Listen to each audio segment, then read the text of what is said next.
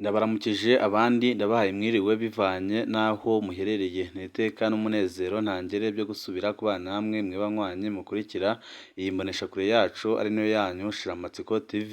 Ni imboneshakure imwe rudende dushikiriza inkuru n'ibiganiro utaronka ahandi.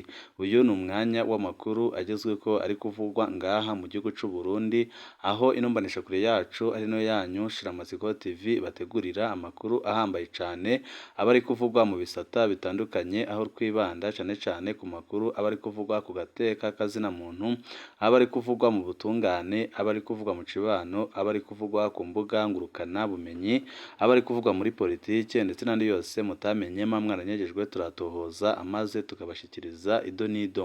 Twabateguriye amakuru ahambaye cane arabana n'agashavu abarundi bafise, aho bavuga ko Perezida Evariste Ndayishimiye avuga amajambo ateye isoni mu gihe igihugu kibandanya kwinjira mu bihe bidasanzwe. Hari amakuru menshi twabateguriye ajanye n'ibyo abarundi batandukanye bariko barakora ndetse n'ibyo bariko barasaba Perezida Evariste Ndayishimiye, byose nyine tugiye kubashikiriza mu idonido ry'amakuru. Wifuza kuzajya uba mu bambere bashikirwa n'inkuru n'ibiganiro bene nk'ibi, ico usabwa nta kindi no gupyonda kuri sabone kugira ngo ko dushizeho amakuru n'ibiganiro ujye uba mbere mu gushikirwa nabyo.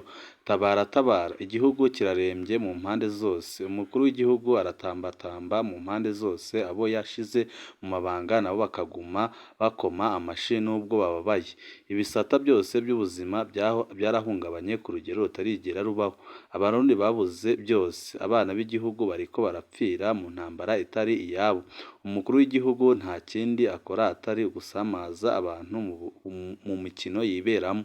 Nubwo bitangaje, igihugu kiri mu bukene budasanzwe bw'igitoro, ibiriko biratera ikibazo gikomeye cane, ariko leta ikaba itarigera ibivugaho, ariko byose bikaba biri gukomoka kuri Perezida Evariste Ndayishimiye. Iciyumviro giteye ubwoba cy'umunyagihugu yavuze ko arengewe n'ibirikorwa na Perezida Evariste Ndayishimiye, ariko akaba ari iciyumviro ahuriyeho n'abarundi batari bake, iciyumviro c'amahoro.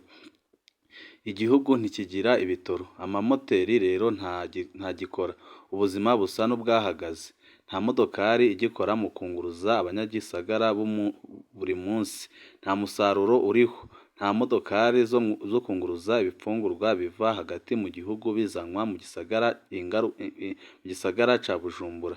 Ingaruka ni nyinshi, abantu baratonda mu kugura amakara y'ibiti, ibiciro byayo byamaze kwigwiza gatatu, mbere kanarenga. Ibiriko biratuntuza abarundi batari bake, byerekana ko Perezida Evariste Ndayishimiye ubutegetsi bwiwe ataho bushobora gushikana igihugu, ata bitoro, ata modokari yunguruza ico arico cose mu gihugu, ibidandazwa byose bikurwa hanze y'igihugu, nta buryo bwo kwiyunguruza no ku bagwaye baja ku bitaro, abarembye bararandara n'amaguru canke bagapfira mu nzu. Ibitaro nabyo nyine ntibishobora kuvura canke kubika imiti ata muyaga nkuba, nta mashini yo kwatsa umuyaga nkuba mu gihugu, udatara dutoya twaka bigoranye tugaca tuzima. Uburundi busanzwe ari igihugu gikurikirarwa n'icanyuma mu by'umuyaga nkuba muri Afurika, ibintu biteye isoni cane kandi binababaje.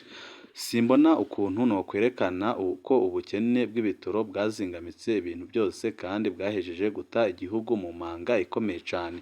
Isukari irura mu gihe rihungabanywa n'ibiza by'imbere n'inyuma, mu gihe rirembejwe n'imyaka hamwe n'abajejwe kuritunganya. Ihinguriro Susumo ntiryashoboye kwihagararako, ririko rirapfa buke buke kandi biraboneka neza ko ryamaze gusambuka.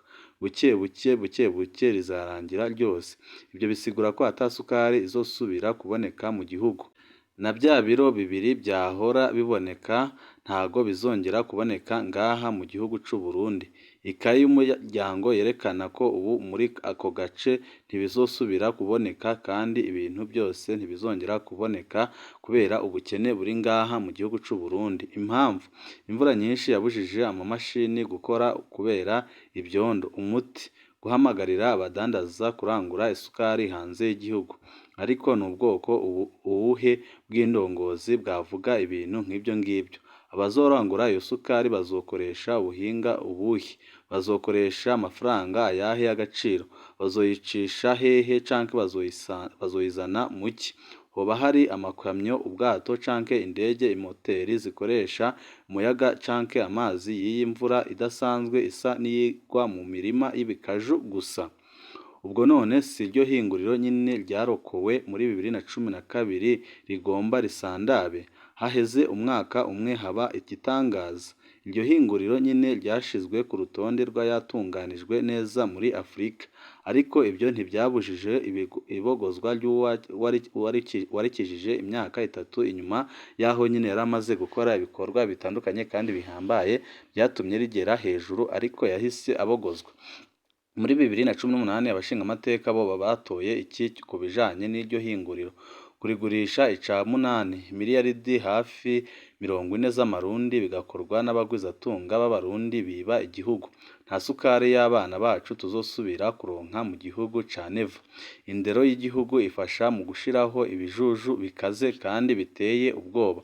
Tutagarutse ku ndinganizo y'ivyigwa by'ubu byiyamirizwa kubera ivyigwa bitunganijwe nabi gushika aho harimwo amafuti y'inyandiko mu bitabo by'ishuri. Abana b'igihugu baratawe mu byara by'inkona nk'uko nyine mumaze iminsi mubibona. Mu gihe bitwa ibiswi by'inkona kuva mu mashuri yo kwimenyereza iniki bokwiterwa ko nk'umusaruro. Umuswi ukuze uba iki?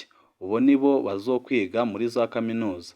Aho kwiga bazomara amajoro, bamare iminsi biba banakubita bagenzi babo canke ku rundi rugero babice nk'uko nyine bigenda ngaha mu gihugu c'u Burundi, aho abakomeye bagandagura atacamira abanyagihugu. Tutiriwe turavuga amashuri yisumbuye, turabona twese hamwe ko abana b'igihugu batagishaka kwiga kaminuza y'igihugu, nubwo biruko ifise ikimenyetso cy'igihugu. Igitangaje coba ari ikihe tubonye indongozi z'igihugu zidashobora kumurikira igihugu? Abatavuye mu ishamba bava muri urwo rumuri rwazimye rutakiboneshereza igihugu n'abarundi. Kijana hanze intambara aho kujanayo ibidandazwa. Uwo ni umunyagihugu avuga ko Perezida Evariste Ndayishimiye ajyana hanze intambara aho kujyanayo ibidandazwa, ibintu biriko birashavuza abarundi batari bake, bakabona ko Perezida Evariste Ndayishimiye aherutse gucira umunyororo wo guherayo General Arenga Bunyoni, ahubwo ari we wari ukwiye kuwucirwa kuko ariko arakora amafuti menshi cyane kandi akaba ari gukora ibyaha birengeye, aho nawe nyine akwiriwe gusabirwa gupfungwa ubuzima bwe bwose kuko ariko arahemukira abarundi. Abasirikare b'u Burundi barazwi ku ndero yabo, ntawe utabibonye muri iyi myaka iheze, ariko kubajana kugwana ku butaka butari ubwabo mu ntambara uwugifisemwo inyungu ari Neva ni ibiterasoni ku gihugu cacu ciza c'u Burundi kimaze kwicwa na Perezida Evariste Ndayishimiye. Ndabyemeyemo General Major. Nukuri nyine kubera iki abo bana b'igihugu barungikwa kugwanya M23? Ico kiroberi giteye ingorane zihe Uburundi? Kubera iki uwo mukuru w'igihugu yuzuye uburyarya? mu mbabarire gatoya, igihe yari arongoye inama y'abakuru b'ibihugu bya yase yarungitse abasirikare b'u Burundi kugwana muri Kongo, kugwana bambaye umwambaro wa Kongo. Yungutse iki? Abana b'igihugu ko bariko barapfa, nawe ariko arakora iki? Aboneka ariko aravuga ya majambo yiwe mu manama akurikirwa no kwitabira gusa, kandi bikaboneka ko ari amajambo abateye isoni kuko arashikiriza ibintu bitagakwiye kuvugwa n'umukuru w'igihugu.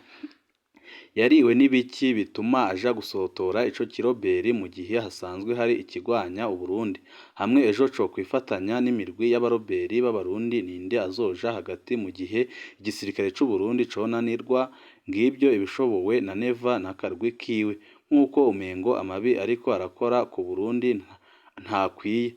Nta gitangaje na kimwe. Hafi imyaka ishika 10 yamaze mu ishamba, yoba akumbuye kumva umuhindo w'inkoho, ariko nabitegereze biri hafi kuko nawe arashobora kwisanga yasubiye mu ishamba kandi agasubizwamo n'abo bari kumwe bari kumenya bamuhenda ko ibyo ariko arakora ari ukuri.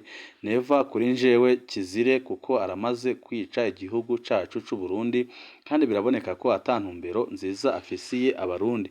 Umukuru w'igihugu muzoshika hehe? Mushaka iki mu bisanzwe? Kuki muri ko mukora gutya? Sinkeka ko atanyishu nimwe mufise. mwaratakanze ibyondo bikwiye muri iyi myaka 3 iheze, ubu muhakwa kuzokwarwa n'uruzi rurimwo ibyondo biruta ibyo mu bikaju bya Susomo. Uragaba ibirato byawe bya gisirikare ntibikomeye gusumba amapine y'amamashini yaheze mu byondo. Bigenda gute umuntu w'imyaka nk'iyo ufise amasaha 3 ariko avuga ibidakeneye, ahayagiza ibyo ashoboye bitagira umusaruro, akiyerekana nk'umuhinga muri byose, amaramaza ku mugaragaro abo wenyine yishiriye mu mabanga. Ibintu byose biriko biravugwa na Perezida Evariste Ndayishimiye, abarundi bose bari gutungurwa kuko hari kuboneka amaramaza abategetsi yashize mu mabanga, ibiriko biratera agashavu gakomeye cyane abandi bategetsi ngaha mu gihugu cy'u Burundi. Byibuke warahinduye amafaranga impapuro, warakoze ku byakurikiye kuko niho igihugu cyahise kinjira mu bihe bidasanzwe. Mwarahenze abarundi ko igihugu kidakeneye amadolari. Mwarakoze, ni ukuri mwarakoze, ariko musaba uburaya ngo buyabarungikire. Mwibaza ko abo banyaburaya ari ibijuju? Mwamaze imyaka 3 mubatuka gushika aho musenga imana yanyu ngo ibarigite. Ubu none mushaka iki ko murahura n'ingorane zikomeye cyane kubera umukuru w'igihugu udashobotse Perezida Evariste Ndayishimiye, ariko iminsi ye iri guharurwa ku ntoki kuko arazahura n'ingorane zikomeye cyane. Mushaka ko babaha amafaranga yayo matora mushaka amadolari kugira ngo mutegure neza ubwicanyi, kugira mwice abatavuga rumwe namwe basanzwe bariko barabeyabeya. Nimurihenda cyane kandi muriko murakora amakosa akomeye cyane, dore twumvise ko mwarungitse abazajya kugandagura abahunze igihugu biganjemo abamenyesha amakuru, abaharanira agateka kazina muntu n'abanyepolitike banze intwaro yanyu y'agahotoro. Iciza kuri mwebwe nta soni mugira muri mwebwe. Inkwavu zanyu zizosoba igitoro gikwiye zinye n'ubutare bukwiye. Ngico igihugu gisumba ibiteye imbere muri 2040 na 2060. Nyakubahwa Neva, urambabarira narondogoye, mwaranyandukije n'amajambo yanyu maremare atagiramwo ubutumwa, kandi wamengo si amajambo ari kuvugwa n'umutegetsi w'igihugu, kuko amajambo muvuga arateye isoni kandi aranatera isoni abarundi babona nyine ko igihugu camaze kwinjira mu bihe bidasanzwe. Ibyo nyine ni ibyiyumviro byari biriko biravugwa n'abanyagihugu batandukanye babona ko Perezida Evariste Ndayishimiye amaze kwica igihugu, ariko abasenyeri ba katorike baratewe impungenge n'ingorane z'ubutunzi. Mu itangazo ryashizweho ahabona kuri uyu wa 4 wa 14 Kigarama, inama nkuru y'abepiskopi katolike mu Burundi sekabu yarababajwe n'ukuntu iby'ubutunzi n'imibano byifashe muri kino gihe mu gihugu. Hari inyuma y'inama isanzwe y'abo bihebeye Imana yabereye ikiriri mu gisagara c'ubudandaji Bujumbura. Musenyeri Bonaventure Nahimana, umwungeri mukuru wa diocese ya Gitega hagati mu Burundi, akaba ari nawe arongoye inama nkuru y'abepiskopi ya katolike mu Burundi, niwe yasomye iryo tangazo. Abo bepiskopi barababazwa cyane n'ikena ridahera ry'igitoro. Ikena ry'igitoro rikurikirwa n'inkurikizi nyinshi kandi mbi, kwiduga ry'ibiciro by'ibifungurwa, ibiciro byo kwiyunguruza, ugutakaza gahunda zo gufata ingendo zitandukanye no kuja ku mirimo birahungabanywa cyane hagati ndetse bigatera n'ingorane zikomeye cyane, hatibagiwe ingorane zijanye no kwiyunguruza ziba nyinshi mu mwanya mutoya cyane, niko yemeza. Hagati aho abepiskopi bavuga ko bahagaritswe umutima n'ubusuma bwo mu ngo no mu mirima bwibonekeza hafi mu gihugu cyose, hamwe n'imvura nyinshi izogira ingaruka ku mwimbu.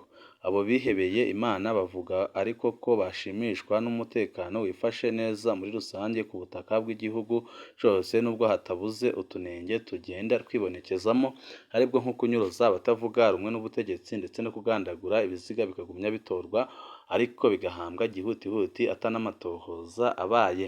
Banywanyi bacu, ni ngaha duce dusozerera amakuru twari twabateguriye. Wica ubusabwa nta kindi ni ugupyonda kuri sabone kugira ngo ko dushizeho amakuru n'ibiganiro bene nk'ibi ujye uba uwa mbere mu guhikirwa nabyo. Gusa mu kandi kanya karibuze hari andi makuru nanone ahambaye ari kuvugwa mu mutekano ngaha mu gihugu cy'u Burundi tuza kubashikiriza.